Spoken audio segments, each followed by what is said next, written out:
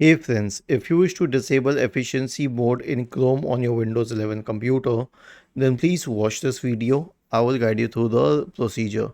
So I have a path for you and I have shared it in the description section of the video.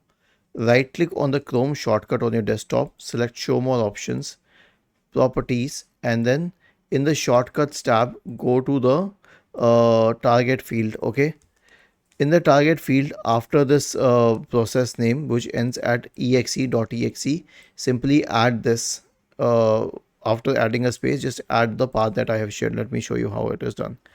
Like it ends at exe and then apostrophe, one space, and then add the path. Now click on apply and then click on OK. Was this helpful? If yes, then please subscribe to the channel. If not, then let us know in the comment section of the video on how we could help you further. Thank you for watching this video and have a nice day.